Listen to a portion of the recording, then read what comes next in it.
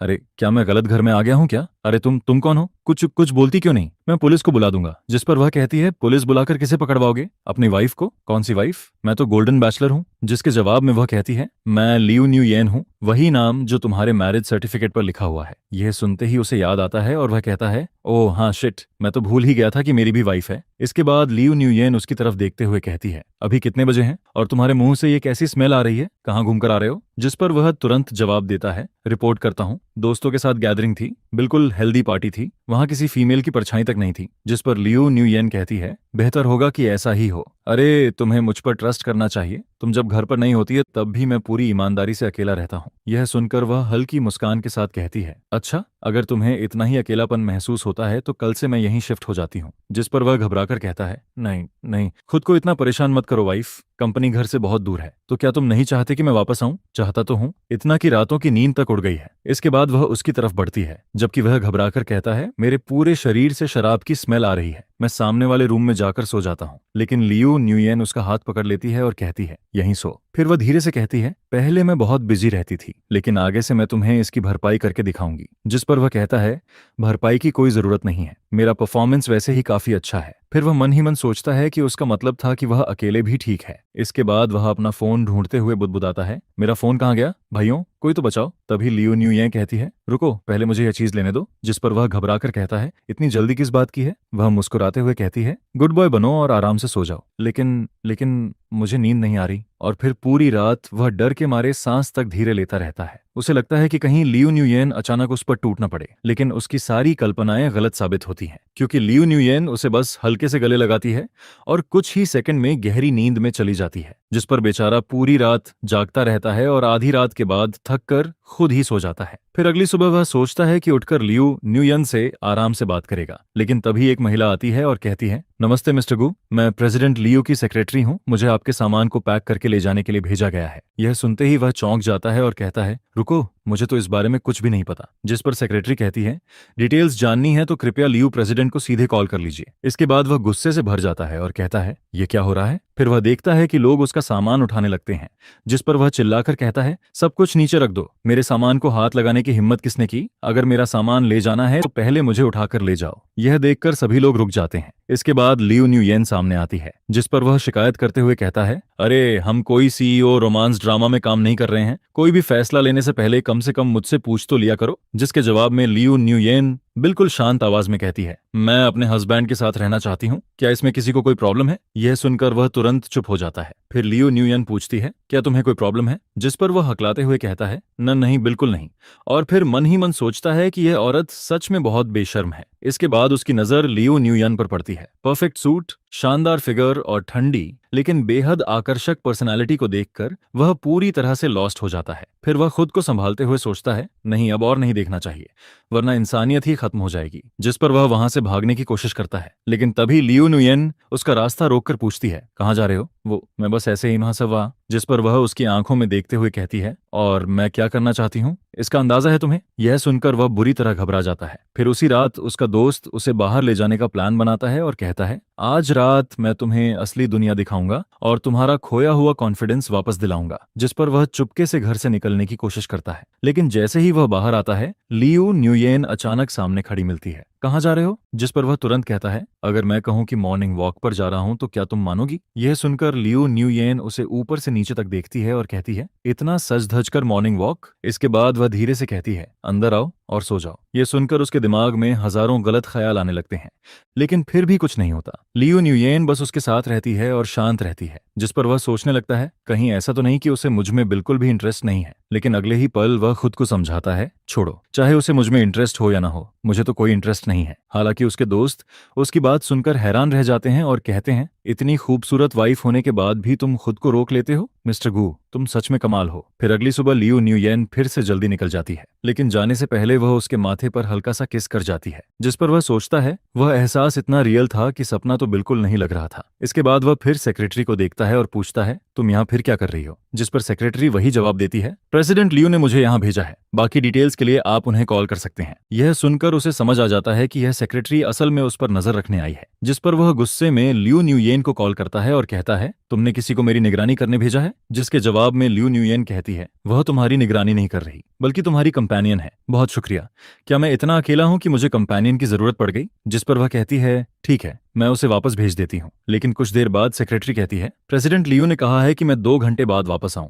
यह सुनकर वह और भी ज्यादा कंफ्यूज हो जाता है। फिर जब वह ऑफिस में सभी को ओवर टाइम करते हुए देखता है, तब उसे समझ आता है कि आखिर 2 घंटे का मतलब क्या था। इसके बाद लियो न्यूयेन उसके सामने बैठकर कहती है, मैं खास तौर पर तुम्हारा साथ देने आई हूँ। जिस पर उसकी हालत ऐसी हो जाती है कि वह एक शब्द भी नहीं बोल पाता।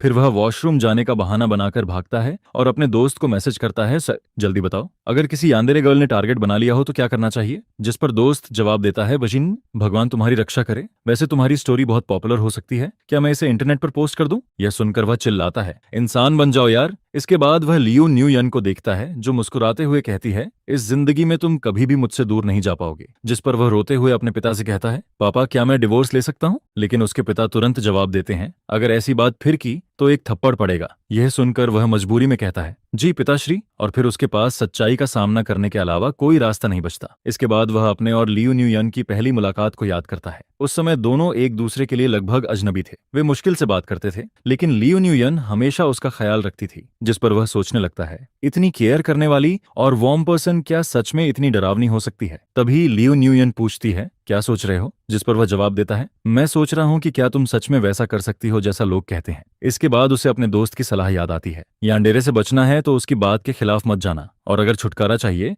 तो खुद को उसके आइडियल टाइप के बिल्कुल उल्टा बना दो। यह सुनते ही उसकी आंखें चमक उठती हैं।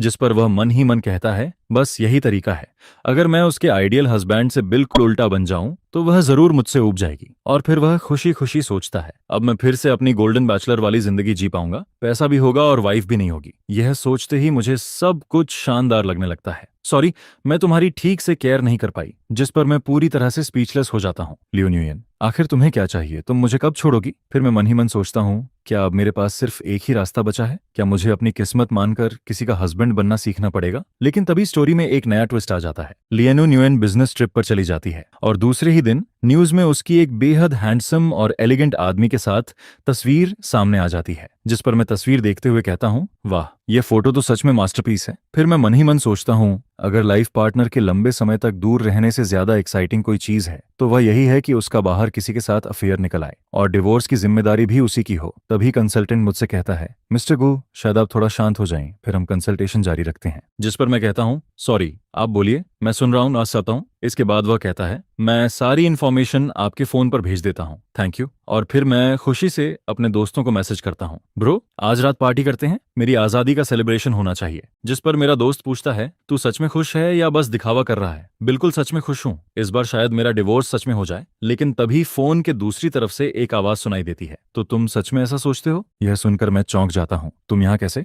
जिस पर लियो न्यूयेन दोबारा पूछती है, मैं सिर्फ एक बात जानना चाहती हूँ, अभी जो कुछ तुमने कहा क्या वह सब दिल से कहा था? क्या हुआ है तुम्हें? लेकिन वह फिर पूछती है, सच बताओ, जो कहा वह सच था या झूठ? इसके बाद मैं घबरा जाता हूँ। फिर मैं अपने दोस्त को कॉल करता हूँ और पूरी बात बताता हूँ। पता नहीं क्या हो गया, वह रो रही थी और रोते रोते मुझसे पूछ रही थी कि क्या मैं सच में डिवोर्स चाहता हूँ। जिस पर मेरा दोस्त कुछ देर सोचकर कहता है, अजीब है, लेकिन मुझे लगता है कि वह सच में तुमसे प्यार करती है। अगर ऐसा है तो वह उस हैंडसम आदमी के साथ होटल में क्यों थी? जिसके जवाब में दोस्त कहता है, तू भी कमाल का बेवकूफ है, अगर उसके और उस आदमी के बीच कुछ होता तो क्या वह सब छोड़कर तुरंत वापस तुम्हारे पास आती? यह सुनकर मैं चुप हो जाता हूँ। इसका मतलब वह सब एक गलतफहमी थी। बिल्कुल, लेकिन वह मुझसे प्यार क्यों करती है? जिस पर दोस्त हंसते हुए कहता है, इस सवाल का जवाब तो भगवान ही दे सकते हैं। इसके बाद मेरे दिमाग में हजारों सवाल घूमने लगते हैं, लेकिन एक बात का जवाब अब साफ हो चुका था। लियो न्यूयेन कोई पागल यान्देरे नहीं थी, क्योंकि अभी कुछ देर पहले वह इतनी नाराज और दुखी थी, फिर भी उसने मेरे साथ कुछ भी एक्सट्रीम नहीं किया। लेकिन अब यह जवाब भी ज्यादा मायने नहीं रखता था। इसके बाद कई दिन गुजर जाते हैं। लियो न्यूयन मेरा फोन नहीं उठाती, वह घर भी वापस नहीं आती।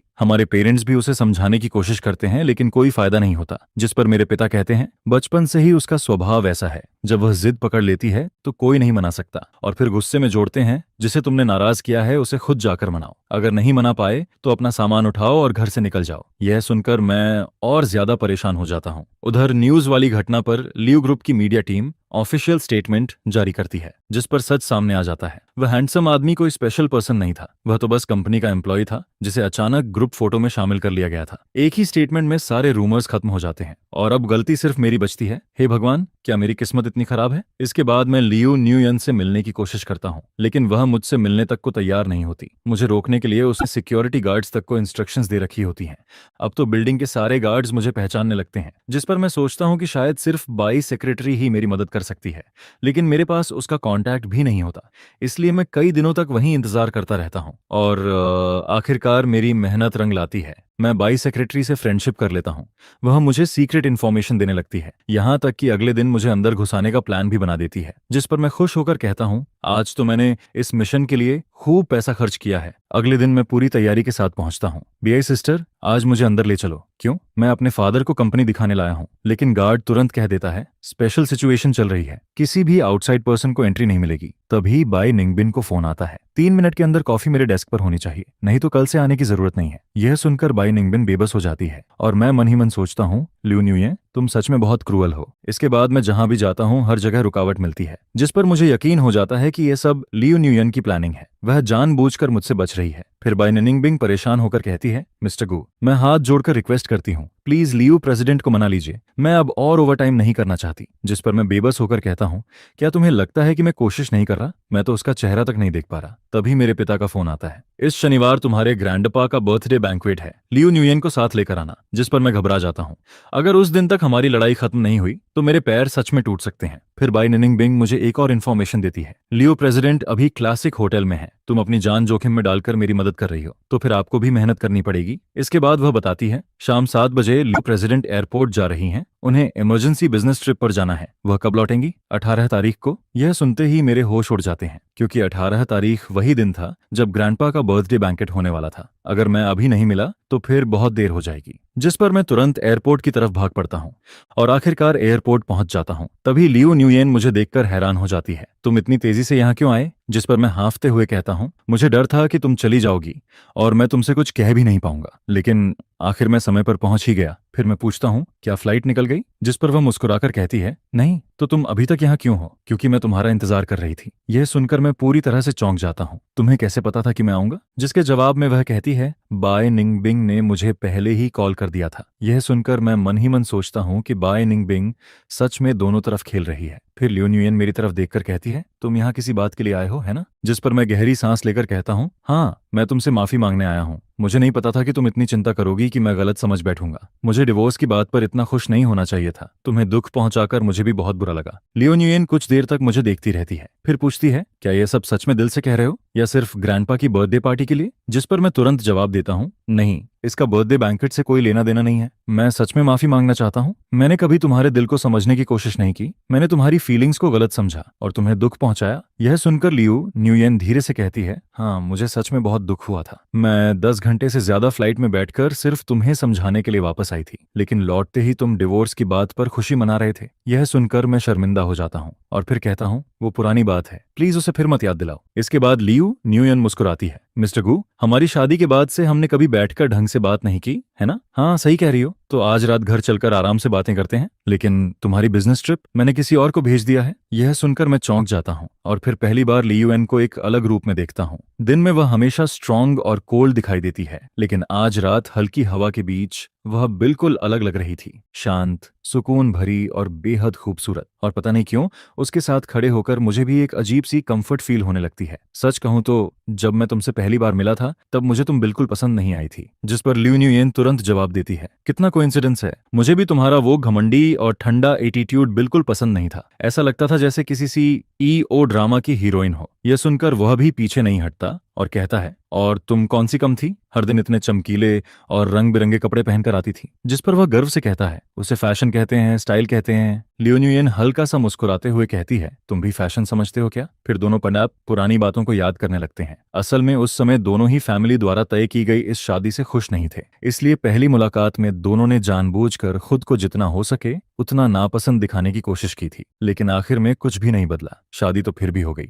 इसके बाद लियू न्यूयेन धीरे से कहती है, शादी के शुरुआती दिनों में मैं तुमसे मिलना ही नहीं चाहती थी, इसलिए हमेशा काम का बहाना बनाकर घर नहीं आती थी। लेकिन अंदर ही अंदर मुझे तुम्हारे लिए बुरा भी लगता था, इसलिए मैं सिर्फ तुम्हें पैसे ट्रांसफर कर देती थी। जिस पर वह तुरंत हंसते हुए कहता है, उसमें बुरा मानने वाली क्या बात थी, वो तो मेरी लाइफ का सबसे सुखद समय था। यह सुनकर लियो न्यूयन हैरान हो जाती है और वह आगे कहता है, सोचो जरा, वाइफ पैसे भी भेज रही थी और घर भी नहीं आ रही थी। इतना बड़ा घर पूरा का पूरा मेरा था। जब मन करता सोता था, जब मन करता घर लौटता था। वो फीलिंग सच में टॉप क्लास थी। जिस पर लियो न्यूयेन अविश्वास से पूछती है, सच में? बिल्कुल सच। तुम्हें अंदाजा भी नहीं है कि मैं कितना फ्री था। यह सुनकर लियो न्यूयेन अचानक कुछ सोचती है और कहती है, तो फिर मदर ने मुझसे झूठ बोला था क्या? उन्होंने कहा था कि तुम बाहर से बहुत चीयरफुल लगते हो लेकिन अंदर से बहुत सेंसिटिव हो और तुम बहुत आसानी से हर्ट हो जाते हो। उन्होंने ये भी कहा था कि तुम अकेलेपन से बहुत डरते हो। अगर तुम्हें अकेला छोड़ दिया गया तो तुम बहुत दुखी हो जाओगे। यह सुनकर वह लगभग उछल पड़ता है। क्या मॉम ने ऐसा कहा था? जिस पर लियो न्यूयेन सिर हिलाती है। उन्होंने कहा था कि तुम अकेले रहोगे तो बहुत उदास हो जाओगे,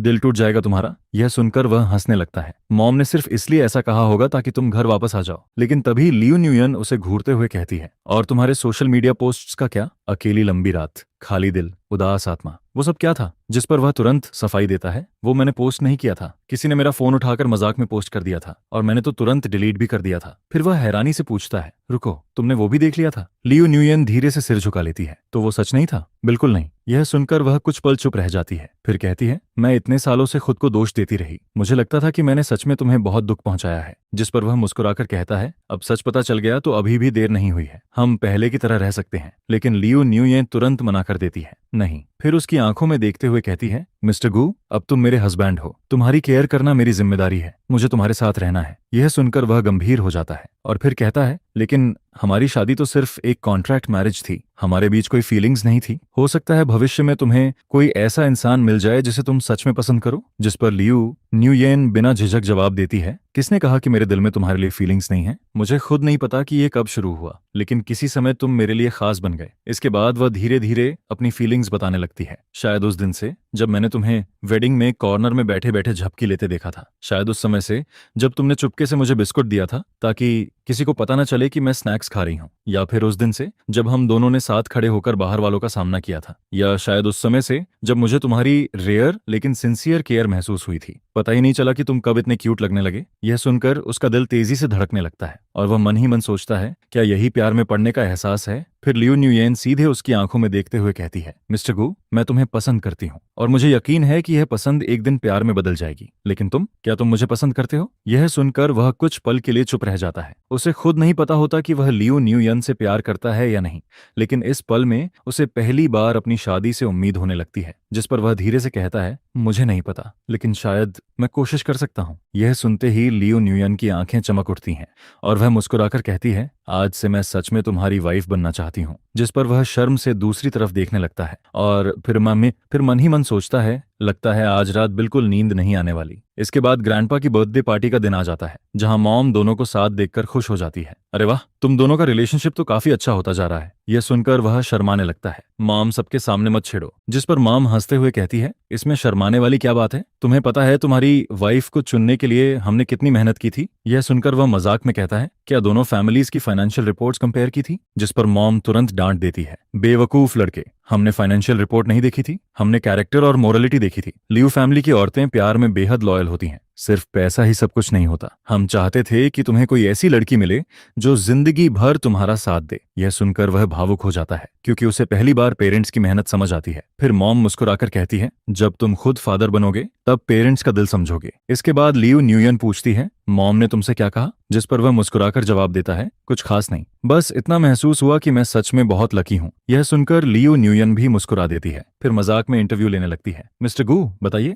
आपकी वाइफ अब रोज घर आती है, इस बारे में आपका क्या ओपिनियन है? जिस पर वह हंसकर कहता है, फीलिंग बुरी नहीं है। फिर वह पुराने दिनों को याद करता है। पहले लियो न्यूयेन हमेशा लोगों से दूरी बनाकर रखती थी, लेकिन अब वह हर समय उसके साथ रहना चाहती थी। यह बदलाव इतना बड़ा था कि वह खुद भी हैरान रह जाता है। कुछ दिनों बाद लियो न्यूयेन को फिर बिजनेस ट्रिप पर जाना होता है। एयरपोर्ट जाने से पहले वह उससे चिपकी रहती है, जिस पर वह बेबस होकर कहता है, क्या तुम पहले जा सकती हो? तुम्हारे चिपके रहने से मुझे सांस तक नहीं आ रही। यह सुनकर लियो न्यूयेन तुरंत नाराज हो जाती है।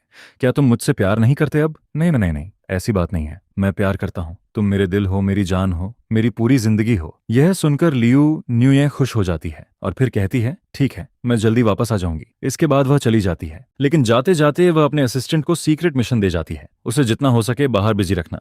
अगर मिशन सक्सेसफुल हुआ तो तुम्हें लेटेस्ट डिजाइनर बैग मिलेगा। यह सुनकर असिस्टेंट की आंखें चमक उठती हैं। उधर वह अपने दोस्त चेंग डाओ के साथ बाहर घूमने निकल जाता है, जिस पर चेंग डाओ कहता है, जानते हो हम दोनों को नाइट आउट किए हुए कितना समय हो गया? 1 साल 4 महीने, ठीक ठीक कहूं तो 487 दिन। यह सुनकर वह आह भरता है। यार, प्यार में पड़ी औरतें सच में डरावनी होती हैं। पहले 6 6 महीने घर नहीं आती थी, अब हर समय मेरे साथ चिपकी रहती है। यह बदलाव बहुत ज्यादा है। जिस पर चेंग डाओ हंसने लगता है, तू शिकायत कर रहा है या शो ऑफ? मुझे तो सिर्फ डॉग फूड की स्मेल आ रही है। यह सुनकर वह भी हंस पड़ता है, फिर कहता है, छोड़ो उसे। वैसे भी लियू न्यूयेन इस हफ्ते वापस नहीं आएगी, आज खुलकर एंजॉय करते हैं। लेकिन तभी फोन बज उठता है, जिस पर दूसरी तरफ से आवाज आती है, प्लान चेंज हो गया है, लियू प्रेसिडेंट कल नहीं आज रात ही वापस आ रही हैं। यह सुनकर उसके हाथ पांव फूल जाते हैं और तभी दूसरा मैसेज आता है, वह तुम्हें ढूंढ रही है। उसे पता चल गया है कि तुम ओल्ड टाइम बार में हो, वह तुम्हें पकड़ने आ रही है, भागो, तुम गए काम से। यह सुनते ही उसके चेहरे का रंग उड़ जाता है और तभी पीछे से एक जानी पहचानी आवाज सुनाई देती है, मैंने पहले ही कहा था ना, अभी कुछ भी हो सकता है। वह धीरे धीरे पीछे मुड़ता है और सामने लियू न्यूयेन खड़ी होती है, जिस पर वह घबराकर पूछता है, तुम मुझे मारने तो नहीं आई हो? लियू न्यूयेन मुस्कुराती है, ऐसा भी नहीं है, लेकिन अगर अभी भागोगे तो शायद देर नहीं हुई है। यह सुनकर वह हैरान हो जाता है, मुझे भागना क्यों चाहिए? तो क्या तुम मुझे डराने आई हो? जिस पर लियू न्यूयेन उसकी तरफ बढ़ते हुए कहती है, और क्या तुम्हें लगा मैं सच में तुम्हें मार दूंगी? फिर वह उसका हाथ पकड़ लेती है और हल्की शिकायत भरे अंदाज में कहती है, घूमने चले गए और मुझे बताया तक नहीं? पूरा 1 घंटा हो गया था, मैं डर के मारे परेशान हो गई थी। जिस पर वह बेबस होकर कहता है, मुझे लगा था कि अगर मैं बता दूंगा तो तुम नाराज हो जाओगी। यह सुनकर लियू न्यूयेन तुरंत जवाब देती है, तो क्या तुम्हें नहीं लगता कि सच छुपाने के बाद मुझे और भी ज्यादा गुस्सा आएगा? जिस पर वह मुस्कुराते हुए कहता है, अगर तुम गुस्सा हो जाओगी तो मैं तुम्हें मना लूंगा। लियू न्यूयेन उसकी तरफ देखते हुए कहती है, अच्छा तो अभी मैं गुस्सा हूं, बताओ मुझे कैसे मनाओगे? यह सुनते ही वह आगे बढ़ता है और उसे प्यार से किस कर देता है, जिस पर लियू न्यूयेन होंठ दबाकर मुस्कुराती है और कहती है, नहीं अभी गुस्सा खत्म नहीं हुआ। फिर वह दोबारा उसे किस करता है, जिस पर वह सिर हिलाते हुए कहती है, अब भी नहीं, अभी भी नाराज हूं। यह देखकर वह हंस पड़ता है और फिर एक बार उसे अपनी बाहों में खींचकर किस करता है। इस बार लियू न्यूयेन के चेहरे पर संतुष्टि भरी मुस्कान आ जाती है, जिस पर वह धीरे से कहती है, हम अब थोड़ा बेहतर है। फिर वह उसकी आंखों में देखते हुए कहती है, लेकिन अगली बार मुझसे कुछ भी छुपाना मत, समझे? क्योंकि मैं सच में तुम्हारी चिंता करती हूँ। जिस पर वह प्यार से उसका हाथ पकड़ लेता है और सिर हिलाकर कहता है, समझ गया। इसके बाद दोनों एक दूसरे को देखकर मुस्कुराने लगते हैं और तभी वह मन ही मन सोचता है, कौन कहता है कि ये कोई वाइफ के हस्बैंड को कंट्रोल करने वाला खेल है? असल में यह तो उन लवर्स के बीच की छोटी छोटी रोमांटिक मोमेंट्स हैं जो एक दूसरे से सच्चा प्यार करते हैं। क्योंकि मैं उससे प्यार करता हूँ, इसीलिए मैं खुशी खुशी उसके प्यार में डूबा रहता हूँ।